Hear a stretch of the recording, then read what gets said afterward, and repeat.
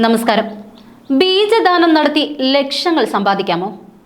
ഈ ചോദ്യത്തിന് ഉത്തരം ആലോചിക്കും മുൻപ് നിങ്ങൾക്ക് മുന്നിൽ ഓഫറുകളുടെ ഒരു പെരുമഴ തന്നെ പെയ്യും.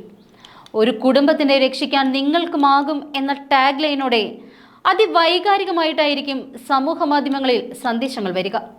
ഒപ്പം നിങ്ങൾക്ക് നല്ലൊരു സമ്പാദ്യവും അവർ വാഗ്ദാനം ചെയ്യും.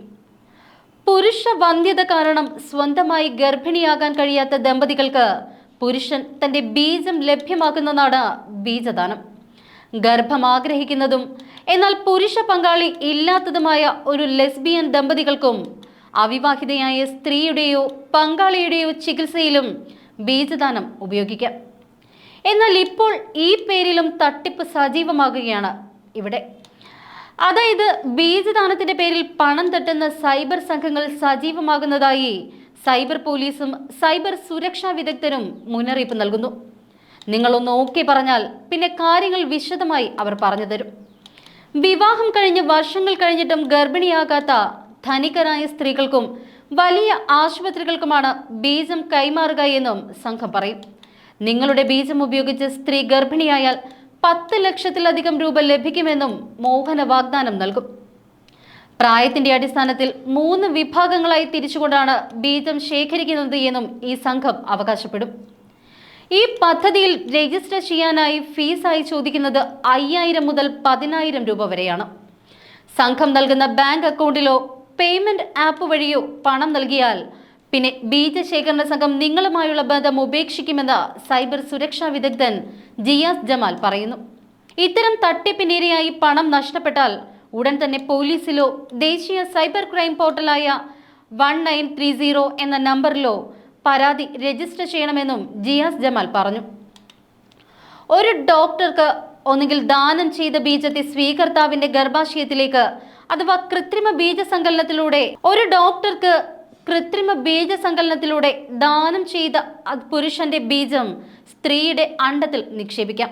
അല്ലെങ്കിൽ സ്ത്രീയുടെ അണ്ഡവുമായി ദാനം ചെയ്ത ബീജം സംയോജിപ്പിച്ച് IVF സമയത്ത് ഒരു ഭ്രൂണം സൃഷ്ടിക്കാനും കഴിയും. അത് പിന്നീട് സ്വീകർത്താവിന്റെ ഗർഭപാത്രത്തിൽ സ്ഥാപിക്കപ്പെടും. ഗർഭകാല കാരിയർ ഒരു ഫെർട്ടിലിറ്റി ക്ലിനിക്കിന്റെ ആൻഡ്രോളജി ലാബിൽ ബീജം ദാനം ചെയ്യാം. അല്ലെങ്കിൽ പുരുഷന് തന്റെ ബീജം ബീജ ബാങ്കിലേക്ക് ദാനം ചെയ്യാം. ബീജ ബാങ്കുകൾ പലപ്പോഴും പുരുഷന്മാർക്ക് അവരുടെ സമയത്തിനും പങ്കാളിത്തത്തിനും നഷ്ടപരിഹാരം നൽകാറുമുണ്ട്. എന്നാൽ ദാനം ചെയ്ത ടിഷ്യൂവിന് പണം നൽകുന്നത് യുണൈറ്റഡ് സ്റ്റേറ്റ്സിൽ നിയമപരമല്ല. 1 നൂറ്റാണ്ടിലേറെയായി ഡോണർ ബീജം കൃത്രിമ ബീജസങ്കലനത്തിനായി ഡോക്ടർമാർ ഉപയോഗിക്കുന്നു. പുരുഷ വന്ധ്യതയുടെ ചികിത്സയ്ക്കായി ICSIയുടെ ഉപയോഗം വ്യാപകമായതിനാൽ ദാതാക്കളുടെ ബീജത്തിന്റെ ഉപയോഗം കുറഞ്ഞു. IVFന്റെ ബീജസങ്കലന പ്രക്രിയ വർദ്ധിപ്പിക്കാൻ ICSI ഉപയോഗിക്കുന്നു. ഒരു ബീജം നേരിട്ട് മുതിർന്ന അണ്ഡത്തിലേക്ക് കുത്തിവെക്കുക, തൽഫലമായി ഒരു ഭ്രൂണം രൂപപ്പെടുകയും സ്ത്രീകളുടെ ഗർഭപാത്രത്തിലോ ഫെലോപ്പിയൻ ട്യൂബിലോ ഇത് സ്ഥാപിക്കുകയും ചെയ്യുന്നു. പുരുഷൻ സ്വയം ഭോഗത്തിലൂടെ ബീജം ദാനം ചെയ്ത ശേഷം അത് സാധാരണയായി മരവിപ്പിക്കുകയും ക്വാറന്റൈൻ ചെയ്യുകയും ചെയ്യുന്നു. ദാനം ചെയ്ത ബീജവന്ധ്യതാ ചികിത്സകൾ ഉപയോഗിക്കാൻ ഡോക്ടർമാർ തയ്യാറാകുമ്പോൾ അത് ആരോഗ്യത്തിനും ജനിതക ഗുണത്തിനും വേണ്ടി വീണ്ടും പരിശോധിക്കുന്നു. ഇതൊക്കെയാണ് IVF അഥവാ ICSI തുടങ്ങിയ ചികിത്സാ രീതികൾ. എന്നാൽ ഇതിന്റെ പേരിലും തട്ടിപ്പ് മുറുക്കുകയാണ് നമ്മുടെ ഇടയിലെ ചില വില്ലന്മാർ.